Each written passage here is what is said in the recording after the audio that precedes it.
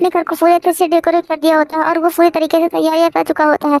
जब वहां पर ते आती है तो वो देखती है कि उसका पूरा घर डेकोरेट सा है, तो वो बोलती है कि भाभी यहाँ पर क्या होने वाला। जीवन बोलती है कि यहाँ पर आज तुम्हारी और जंकुक की शादी है। ये सुनकर के ते तो हैप्पी हो जाती, बोलती है कि यार सच में। तो बोलते हैं हाँ, वो तुम्हारा ड्रेस अंदर लगा रखा हुआ है, तुम जाकर उसे पहन कर आ जाओ, और जंकुक तुम्हारा भी। ऐसा बोल करके उन दोनों को उनके रूम में भेज दिया जाता है और उन दोनों की शादी कंप्लीट हो चुकी थी। तभी वहाँ पर आर्यन की एंट्री हो जाती है। आर्यन को देख करके तो जंकुक डर जाता है, लेकिन वो सोच रहा होता है कि अब तो आर्यन कुछ नहीं कर पाएगा, लेकिन आर्यन कुछ नहीं बोलता है और वो शांत रहता है। जिसके बाद आर्यन जंकुक की तरफ देखता है, बोलता है कि जंकुक मुझे तुमसे कुछ बातें करनी है।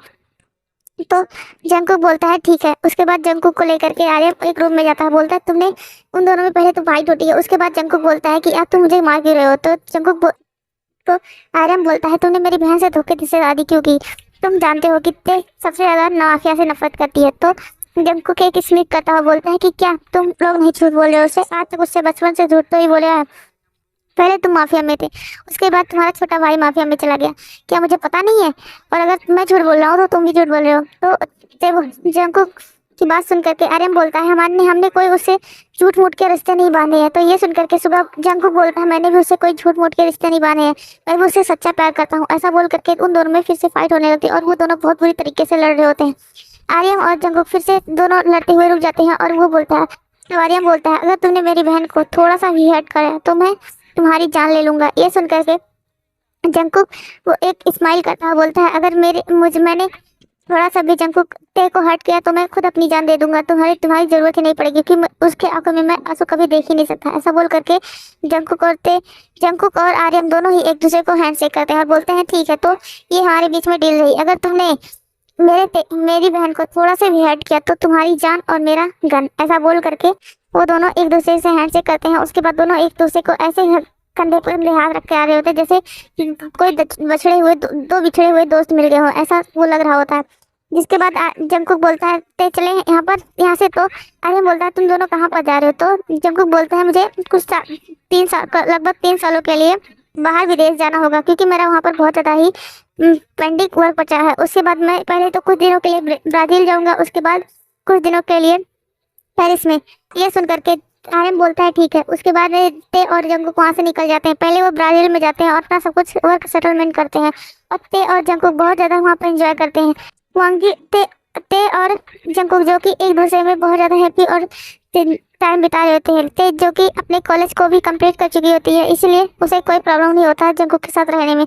उसके बाद जंकुक और ते पेरिस में आ जाते हैं। वहाँ पर पहले वो लोग अपनी हनीमून टाइम को एंजॉय करते हैं। ते जो कि फर्स्ट फिर से उन्होंने एक चर्च में वेडिंग की थी, क्योंकि ते को चर्च में भी वेडिंग करनी थी, इसीलिए जंकुक उसकी हर एक विश को फुलफिल करना चाहता था। इसीलिए जंकुक वहाँ पर भी उससे बहुत ज़्यादा ही फुल डेकोरेशन के साथ चर्च में ते के साथ जंकुक एक फिर से प्यारी सी वेडिंग करता है। और उसके बाद ते और जंकुक की फर्स्ट नाइट होती है। दोनों एक दूसरे के सामने बैठे होते हैं। ते जो कि जंकुक की तरफ देख रही थी और जंकुक जो कि ते की तरफ देख रहा होता है। दोनों एक दूसरे की आंखों में खोए होते हैं। उसके बाद जंकुक ते को किस करने लगता, वो दोनों एक दूसरे को किस करते हुए एक दूसरे को अंडरस्टैंड करने लगते हैं। और उसके बाद जंकुक ते के साथ इंटीमेट हो जाता है। ऐसे ही ते और जंकुक की पूरी रात इंटीमेट सीजन बीतती है और सुबह होती है और ते जो कि जंकुक की तरफ देख रही थी और जंकुक जो कि बड़ी प्यार से सो रहा होता है। थोड़ी देर बाद ते को फिर से नींद आ जाती है और ते सो जाती है। ते के सोने के बाद जंकुक अपनी आंखें खोलता है और वो बोलता है कि मेरी क्यूट सी प्यारी सी लिटिल वाइफ थी। ऐसा बोल करके उसकी लिप्स पर किस करता है और उसके बाद तभी वो किस सही रहा तो तभी उसका फोन बजने लगता है। तो जंकुक जल्दी से फोन उठा लेता है और वो ते की तरफ देखता है कहीं वो तो उठ नहीं गई है। तो ते भी नहीं उठी होती। जो जंकुक दूसरी साइड जाता है और वो कॉल को अटेंड करता है। तब उधर से आर्यन बोलता है कि अब मेरी बहन सही है ना। तो बोलते हैं हाँ। तभी आर्यन बोलता है कि मेरा तुमसे एक काम है। तो ये सुन करके जंकुक बोलता है जी भाई बोलिए। तो बोलते हैं तुमने मुझे भाई बोला, मुझे तो नहीं लगा था कि हम 2 दुश्मन हैं, तो एक भाई बोल सकता है। ऐसा बोल करके आर्यन हंसता सा बोलता है कि भाई आप बताइए ना। तो बोलते हैं कि हाँ वहाँ पर कुछ लड़कियों की ट्रैफिकिंग हो रही है, तुम्हें उस जाकर के रोकना होगा, तुम इस समय पेरिस में हो ना। तो बोलते हैं हाँ मैं इस समय पेरिस में, जगह बता दीजिए मैं चला जाऊँगा। ये सुन करके आर्यन बोलता है ठीक है। उसके बाद जंकुक उस जगह के लिए निकलने वाला था तभी ते उठ जाती है। तो ते बोलती है तुम कहाँ जा रहे हो। तो बोलते हैं मुझे ऑफिस में कुछ काम है इसलिए मैं जा रहा हूँ। ये सुन करके ते बोलती है ठीक है, लेकिन मुझे आज तुम्हारे साथ शाम को बाहर जाना है, तुम जल्दी आ जाना। ऐसा बोल करके ते उठने लगती है। तो ते से जंकुक बोलता है ठीक है, तुम अपने लिए कुछ मंगा कर खा लेना, मैं और तुम शाम को डिनर डेट पर चलेंगे। ऐसा बोल करके ते उसको जंगकुक उसके फिलिप्स पर एक उसके बाद उससे फोरहेड पर किस करता है और वहां से निकल जाता है। वो दोनों जंगकुक अब उस जगह पर आता है और वहां पर बहुत बड़ी से फाइट होती है, जिसकी वजह से तेको जंगकुक को एक उसके चेस्ट पर सूट गन से गोली भी लग जाती है और वो वहीं पर बेहोश हो जाता है। जो और लेकिन वो सभी लड़कियों को बचा लिया होता है उसके असिस्टेंट की मदद से। उसके बाद असिस्टेंट उसे हॉस्पिटल में भर्ती करता है और वो ते को बता देता है। जब ते को पता चलता है तो उसका रो रो कर बुलाया जाता है और वो बहुत ज़्यादा ही रो रही होती है। ये बात जब आर्यम और शुगा को पता चलती है तो वो जल्दी से अपने प्राइवेट जेट से पहुंचने के लिए निकल जाते हैं। करीबन दूसरे दिन जंगकुक जंगकुक के मतलब जंगकुक जहाँ पर होता है वहाँ पर पहुँच जाते हैं और जिमिन और जिन दोनों ही ते को संभालने में लगी होती हैं और वो ते को बहुत अच्छे से संभाल रही होती है। लेकिन वो तो बिल्कुल ते जंगकुक के लिए पागल हो चुकी होती है और वो बहुत ज़्यादा रो रही होती है। तब जंगकुक ते पूछती है कि जंगकुक तुम सच भाई आप सच से बताइए कि जंगकुक कौन है, उसे गोली कैसे लगी। मुझे पता चला है कि वो गो से गोली लगी है, लेकिन उसे गोली कैसे लग सकती है। वो एक बिजनेसमैन है ना। आप लोग को मेरी कसम, अगर आप लोगों ने नहीं बताया तो आप लोग मुझे कभी नहीं देखेंगे। मैं हमेशा हमेशा के लिए आप तीनों से ही दूर हो जाऊंगी, जंगकुक से भी और आप दोनों से भी। ऐसा बोल करके ते उन दोनों की तरफ देखने लगती है। तब जंगकुक को सुगा को हार मान करके सब कुछ बताना पड़ता है और ये सुनने के बाद तो ते पूरे तरीके से टूट जाती है कि उसके भाइयों ने और उसके प्यार ने भी उससे धोखा दिया है। ऐसा सोचते हुए ते वहां से भागने लगती है और वो भागते भागते जा रही थी तभी ते का एक्सीडेंट हो जाता है और वो वहीं पर बहुत बुरी तरीके से उसके सर से ब्लड निकल रहा होता है। जब ये बात आर्यम को पता चलती है तो वो जल्दी से उसे लेकर के दूसरी हॉस्पिटल में भर्ती कराते हैं और उसका सर्जरी चल रहा होता है। लेकिन ते का बहुत ज़्यादा ब्लड लॉस हो गया। तब तो आर्यम बोलता है कि आप मेरा ब्लड ले सकते हैं। तब वो बोलते हैं कि ये आपका ब्लड नहीं मैच हो रहा है। तब वो बोलते हैं कि तब बोलते हैं कि तब वहाँ पर एक पर्सन आता है और वो बोलता है मेरा ब्लड ग्रुप है ए भी है। तो ऐसा बोल करके वो अपना ब्लड ते को देता है, जिसके बाद ते की तो जान बचाई जाती है। लेकिन ते सब कुछ भूल चुकी होती है। ये जान करके तो आर्यम और सभी को शौक लगाता है, क्योंकि आर्यम वो सिर्फ अपने भाइयों को ही भूली होती, जंगकुक को नहीं। ये जान करके ते को उसके भाइयों को बहुत ज्यादा बुरा लगता है कि वो इतना ज्यादा ते को हर्ट कर दिए थे क्या, उसको ते को जंगकुक को छोड़ करके सबको भूल गई है। ऐसा सोच रहे होते। थोड़ी देर बाद उधर दूसरी तरफ जंगकुक को बेहोश आ चुका होता है और वो ते के बारे में सिर्फ पूछ रहा होता है। तब सुगा बोलता है ते हॉस्पिटल में है। ये सुन करके जंगकुक बोलता है वो हॉस्पिटल में क्यों होता। सुगा उसे सब कुछ बता देता है, जिसके बाद जंगकुक वहाँ से जल्दी निकलना चाहता था, लेकिन डॉक्टर और सुगा उसे रोक रहे थे, लेकिन उसे रोक नहीं पा रहे थे। जिसके बाद उसे जबरदस्ती वो निकल जाता है। तो सुगा बोलता है ठीक है तुम बैठो मैं लेकर चलता हूँ। तो उसके बाद उस हॉस्पिटल में लाया जाता है जहाँ पर ते होती है। तो ते जब जंगकुक को देखती है तो वो बोलती है जंगकुक तुम कहाँ थे, मैं तुम्हें कब से इंतजार कर रही थी। ऐसा बोल करके ते जंगकुक के गले लगने के लिए उठने वाली, तभी आर्यम उसका हाथ पकड़ लेता है। बोलता है कि तुमने मुझे भाई बनाया है तो तुम मेरी बात मानो। ये सुन करके जंगकुक आर्यम की तरफ देखने लगता है तो आर्यम कुछ नहीं बोलता है। तो जंगकुक बोलता है वो सोचता है कि मैं बाद में बता दूंगा। जिसके बाद जंगकुक ते की तरफ देखता बोलता है ते तुम्हें क्या हुआ, तुम्हें चोट लगी। ऐसा सोच करके ते बोलती है मैं रोड पे चल रही थी ना तो मेरा एक छोटा सा एक्सीडेंट हो गया और मैं यहाँ पर आ गई। लेकिन तुम्हें क्या हुआ, तुम्हें इतनी सारी पट्टियाँ क्यों लगी और तुम ये हॉस्पिटल के ड्रेस में क्या कर रहे हो। तो बोलते हैं मुझे चोट लग गई थी, वो मैं सीढ़ी से गिर गया था ना इसीलिए मुझे। ये सुन करके ते बोलती है अच्छा। ऐसा बोल करके वो जंगकुक की तरफ देखती है। उसके बाद जंगकुक बोलता है मुझे बहुत ज्यादा पेन हो रहा है, तुम मुझे जगह दोगी बैठने के लिए। तो ते बोलती है ठीक है तुम मेरे पास में आकर बैठ जाओ। ऐसा बोल करके ते साइड हो जाती है और जंगकुक को वहाँ पर जगह दे देती है। अरे बोलता है सुगा से चलो हमसे चलते हैं। ऐसा बोल करके जंगकुक और सुगा आर्यम और सुगा वहाँ से निकल जाते हैं और आर्यम और सुगा बाहर आते हैं तो देखते हैं जिन और जिमिन वहाँ पर खड़ी हैं। तो वो बोलते हैं कि तुम दोनों अंदर क्यों नहीं। तो बोलते हैं कि मैं ऐसे नहीं देख सकती देखो कि हमें भूल गई हो। ऐसा बोल करके वो दोनों बहुत ज्यादा रो रही रहती है। तब सुगा जिमिन को हक कर लेता है और वो बोलता है शांत हो जाओ, हम जल्दी ते को सब कुछ याद दिला देंगे कि हम उसके कौन है। ऐसा वो बोलते हुए वो चारों रो रहे होते हैं। लेकिन और दूसरी तरफ जंगकुक जो कि ते को हक करके बैठा होता है और उसे बहुत ज्यादा बुरा लग रहा होता है, क्योंकि वो भी समझ गया था कि ते को वो अपने भाइयों को भूल चुकी है। इसलिए ते को जंगकुक को उसके भाइयों के लिए बुरा लग रहा होता है, लेकिन वो खुश होता है कि ते उसे नहीं भूली है।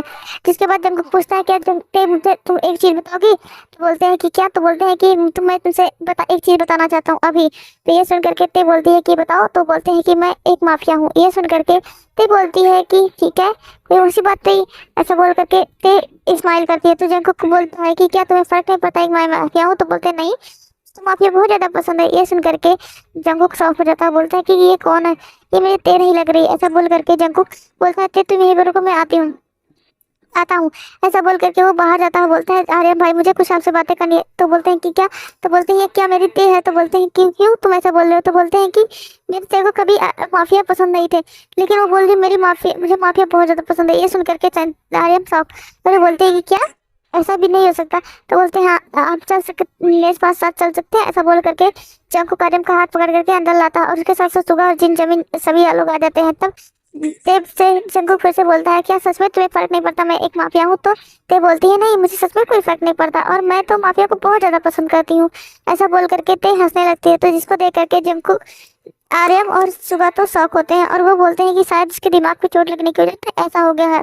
ऐसा वो लोग छोड़ देते हैं, जिसके बाद ते को लेकर के सभी लोग घर आ जाते हैं। अब जंकुक ने भी वापस कोरिया आ चुका होता है, और वो सभी लोग बहुत ज्यादा ही ते को याद दिलाने की कोशिश कर लेते हैं, लेकिन ते को नहीं होश आ रहा होता है। ये देख करके सभी लोग बहुत ज्यादा उदास होते हैं, और जंकुक तो कि अपनी लाइफ में ते को ऐसे ही अच्छा और सही देख करके बहुत ज्यादा खुश होता है, और ते के साथ अपनी हैप्पी मोमेंट को बिता रहता है। अक्सर वो अपनी नाइट को रंगीन बनाते थे। ऐसे ही टाइम बीतता जाता है, और ते अब एक मंथ की प्रेग्नेंट होती है। ये जान करके कि 1 मंथ का ते प्रेग्नेंट है, जंकुक बहुत ज्यादा खुश होता है, और वो बहुत ज्यादा खुशी के साथ ते के भाइयों को बताता है। लेकिन ते के भाई बहुत ज्यादा दुखी होते हैं, क्योंकि जंकुक, सुगा और आर्यन तो बहुत ज्यादा दुखी होते हैं, और साथ साथ जिन और जिमिन भी, क्योंकि वो लोग भी ते को इस तरह देखने के लिए बहुत ज्यादा बेचैन होते हैं, क्योंकि वो दोनों अपने बेबियों के आने का इंतजार कर रहे थे। लेकिन उन्हें भी पता चलता है कि वो भी प्रेग्नेंट है। ये जान करके तो जिन और जिमिन बहुत ज्यादा हैरान होते हैं कि उन्हें तो डॉक्टर ने बोला था कि वो कभी प्रेग्नेंट नहीं हो सकते, लेकिन वो ये तो चमत्कार हो गया। ऐसा सोच कर कि वो डॉक्टर के पास जाते हैं, तो डॉक्टर बताते हैं कि आपके जो ओवम थे वो अब पूरी तरीके से रिकवर हो चुके हैं, और आप फिर से माँ बन सकती हैं। ये जान करके तो ते तो वो लोग सोचते हैं कि शायद ये हमारे अच्छे कर्म है जो हमें ये सौभाग्य मिला। ऐसा बोल करके वो लोग बहुत ज्यादा खुश होते हैं, और टाइम को अपने अच्छे से एंजॉय करते हैं। ऐसे ही ते एक दिन सभी चीजों को देख रहे होते, तभी उसे एक एल्बम मिलता है जिसमें बहुत सारे उसके भाइयों के साथ उसका फोटो होता है। तो वो सबको देखते देखते देखते सर में बहुत ज्यादा पेन होने लगता है, और वो बहुत तेजी तेजी से चिल्लाने लगती है। तो वहाँ पर जंकुक दौड़ते हुए आता, बोलता है क्या हुआ? तो वो बोलती है मेरे सर में बहुत ज्यादा पेन हो रहा था। वो बोलता है कि क्या तुमने क्या किया? तो बोलते हैं कि मैंने ये फोटो देखा, इसमें ये कौन है? तो बोलते हैं ये तुम्हारे भाई हैं। ऐसा बोल करके जब ये सब कुछ सोच रही थी, और वो अपने दिमाग को बहुत ज्यादा प्रेशर डाल रही होती है, जिसकी वजह से उसे अपने पास के सब कुछ याद आने लगता है, और वो वहीं पर बेहोश हो जाती है। तो जल्दी से जंकुक डॉक्टर को पास ते को लेकर मतलब हॉस्पिटल जाता है, और वहाँ पर सभी को पास कॉल कर देता है। तो सभी लोग वहाँ पर आगे होते हैं। थोड़ी देर में डॉक्टर चेक करके बताते हैं कि वो पूरी ठीक है, लेकिन शायद उन्हें अपने पास्ट टाइम का सब कुछ याद आ गया है। तो ये जान करके सभी लोग बहुत ज्यादा खुश होते हैं, लेकिन वो डॉक्टर से पूछते हैं क्या इससे कोई बेबी या ते पर कोई फर्क तो नहीं पड़ेगा? तो बोलते हैं नहीं। तो करीबन 1 घंटे बाद ते को होश आ जाता है, और सभी लोग ते को देख करके बहुत ज्यादा खुश होते हैं। तभी जंकुक के पास एक कॉल आता है, और उसे वहां से निकलना पड़ता है। तो वो सभी से बोल करके होगा कि ते को ध्यान रखना। इसके बाद जंकुक जाता है, और उन सबको बहुत बुरी तरीके से मारता है, तुम सबकी। और वो वहाँ पर एक लड़की जो होती है, जो तो ते को मारने की कोशिश की होती है, क्योंकि ते का आम एक्सीडेंट नहीं हुआ था पेरिस में, उसे मारने की कोशिश की गई होती है। उसे जंकुक देता, बोलता है तुम्हारी इतनी हिम्मत हो गई कि तुम मेरे प्यार को मारोगी? ऐसा बोल करके ते जंकुक उसी लड़की को वहां पर बहुत बुरी तरीके से मार देता है। उसके बाद वो वापस हॉस्पिटल आता है, और वो ते के पास जाता है। तो ते बोलती है मुझे पता चल गया है तुम एक माफिया हो। तो ये सुन करके ते जंकुक बोलता है कि हाँ मैं तो इसलिए जब तुम्हें पहली बार होश आया तो मैंने साफ साफ तुम्हें सच बता दिया, क्योंकि मैं नहीं चाहता था कि तुम इसकी वजह से फिर से मुझसे दूर हो जाओ। तब सुगा बोलता है मुझे भी तुझे कुछ बताना है। तो सुगा बताता है कि मैं भी एक माफिया हूँ। ये सुन करके ते बोलती है क्या सच में? तो बोलते हैं हाँ। तो ते बोलती है कि आप लोगों ने मुझसे ये बात क्यों छुपाई? तब सुगा और आर्यन बोलते हैं क्योंकि हम जानते थे बचपन से ही तुम्हें माफिया सबसे नफरत है, क्योंकि हमारे मॉम डैड की मौत एक माफिया की वजह से हुई थी, और तुमने इसी वजह से अपने दिमाग में माफिया की एक गलत इमेज बना ली, और उसके बाद से तुम माफिया से इतने नफरत कर लगे कि तुम उसके बाद धीरे धीरे तुम्हें ब्लड से भी नफरत होती चली गई। इसी वजह से हम तुम्हें अपने आइडेंटिटी को नहीं बताना चाहते, क्योंकि हम अपने मॉम डैड के मर्डरर को ढूंढना चाहते थे, इसीलिए इतना सब कुछ हमें करना पड़ा। ये सुनकर कहते बोलती है कोई बात नहीं भाई, अब मुझे माफिया होने से कोई फर्क नहीं पड़ता। ऐसा बोल करके सभी लोग एक दूसरे को हक करते हैं। उसके बाद ते को लेकर के सभी एक घर आ जाते हैं। ऐसे ही धीरे धीरे टाइम बीतता जाता है। ते पहले एक बेबी बॉय को बर्थ देती है, जिसके बाद जिन एक बेबी गर्ल को बर्थ देती है, और उसके बाद जिमिन एक फिर बेबी बॉय को बर्थ देती है। ये देख करके सभी लोग बहुत ज्यादा खुश होते हैं, और अपने अपने बच्चों के साथ सभी लोग खुश रहते हैं। लेकिन अब सब एक ही मेंशन में रहते थे, आर्यन, जिन, जिमिन सभी लोग। वहाँ पर एक दिन जेहोप आता है, जो कि अपनी वाइफ के साथ आया होता है। जब सभी लोग जेहोप को उसकी वाइफ की तरफ साथ देखते हैं, तो सभी शौक होते हैं, क्योंकि जेहोप ने कब शादी की है किसी को पता नहीं होता। तब ते जाती है और वो बोलती है, आयु तुमने कब इन सब इनसे शादी कर ली? जेहब भाई से तो बोलते हैं कि मैंने अभी कुछ दिन पहले ही शादी की है। यह जान करके तो सभी लोग खुश होते हैं और वो बोलते हैं कि जेहब तुम तो बड़े छुपारिश तुम निकले, तुमने तो हमने बताया नहीं। ऐसा बोल करके सभी लोग जेहब के टांग खींच रहे होते हैं और तेजो कुछ ज्यादा ही जेहब को परेशान कर रहे थे, लेकिन ते की बातें को कोई ज्यादा अपने दिल पे नहीं लगता और धीरे धीरे टाइम बीता जाता है और सभी लोग भी बहुत ज्यादा खुश रहने लगे। जंगकुक तो ते को एक पर्सन के लिए भी, एक पल के लिए भी अकेला नहीं छोड़ता था और वो हमेशा अपने बच्चे और अपनी बेबी के ते के साथ ही रहता था और वो बहुत ज्यादा इस चीजों को पा करके बहुत ज्यादा खुश होता और वो गॉड को हमेशा थैंक बोलता था। इसी के साथ ये स्टोरी ये सभी लोग अपनी लाइफ में बहुत ज्यादा खुश होते हैं। इसी के साथ ये स्टोरी खत्म होती है। अगर आपको पसंद आई होगी तो मेरे चैनल को लाइक, सब्सक्राइब एंड कमेंट कर दीजिएगा। Thanks for watching this story.